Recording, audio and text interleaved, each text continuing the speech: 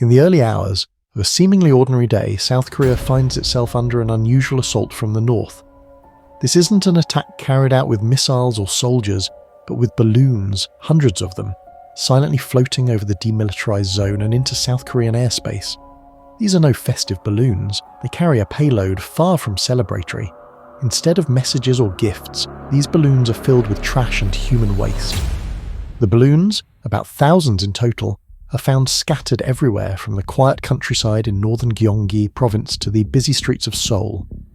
This bizarre and provocative act is just the latest episode in a long history of psychological warfare between the two Koreas.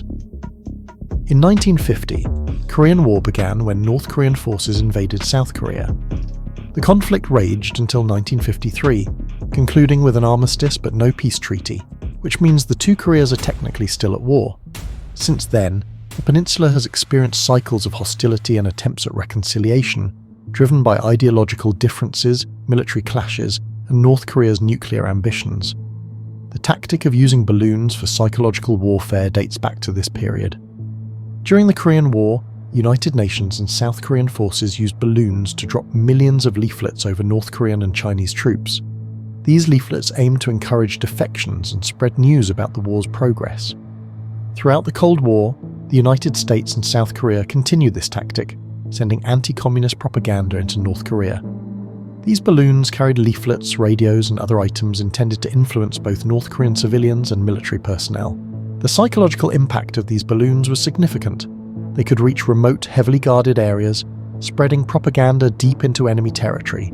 These leaflets and broadcasts from the outside world undermined enemy morale and sowed doubt among the population about their government and its propaganda.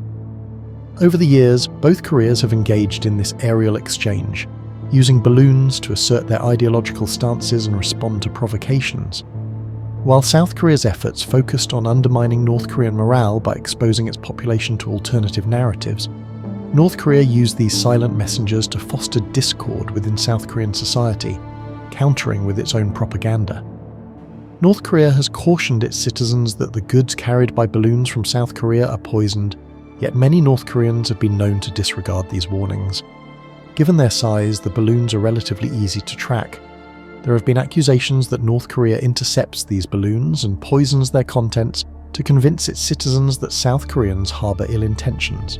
The latest escalation began in early May, when South Korean activists launched around 10 balloons carrying leaflets critical of the North Korean regime, as well as USB drives containing South Korean pop culture, including K-pop and dramas. This action, while not unprecedented, ignited a fresh round of tensions between the two Koreas. These smart balloons are constructed using 3D printers and components sourced online, sometimes even equipped with GPS tracking, and can cost up to $1,000 each. The leaflet dispensers are programmed to scatter their contents based on weather conditions, while the speakers, attached to parachutes, broadcast pre-recorded messages critical of North Korea's leadership for up to 5 days. From spring to autumn, when the winds are favourable, this secretive group launches these balloons once or twice a month, usually under the cover of darkness. Their goal is to drop their cargo deep into North Korea, including over the capital, Pyongyang. With their improved range, one balloon even made it as far as China. Filled with hydrogen, these smart balloons can carry payloads of up to 7.5 kilograms, pushing the boundaries of this unconventional warfare. In response, North Korea retaliated with a series of balloon launches of its own, but these were different from previous efforts. Instead of just sending propaganda leaflets, the North's balloons were laden with trash, things like plastic bottles, batteries, shoe parts, and even feces. This isn't the first time North Korea has sent trash via balloons. In 2016, they launched what were initially feared to be biochemical substances, which later turned out to be cigarette butts and used toilet paper. Between May 29th and June 27th, hundreds of these balloons landed in South Korea during 7 waves, with one even touching down on a runway at Incheon Airport. This incident forced a 3-hour suspension of takeoffs and landings at the country's busiest international gateway. In a statement, Kim Yo-jong, Kim Jong-un's sister, remarked that South Korea has no right to criticize North Koreans' freedom of expression. "We have done something they've always done, yet they're reacting as if hit by a shower of bullets," she said, adding that North Korea will continue to respond to South Korean propaganda balloons on a case-by-case basis by scattering rubbish dozens of times more than what is scattered to us.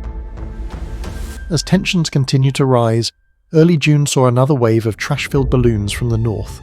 In response, South Korea resumed its loudspeaker broadcasts along the border for the first time since 2018.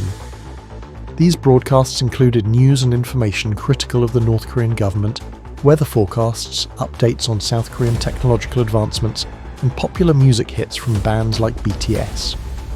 This resumption of loudspeaker broadcasts was seen by the North as a significant provocation. The repercussions of these balloon exchanges extend far beyond immediate political tensions.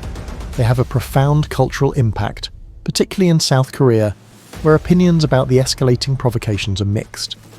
Some see these actions as necessary to challenge North Korea's oppressive regime, while others worry about the potential for escalation into a full-blown conflict. In the bustling streets of Seoul, opinions are divided.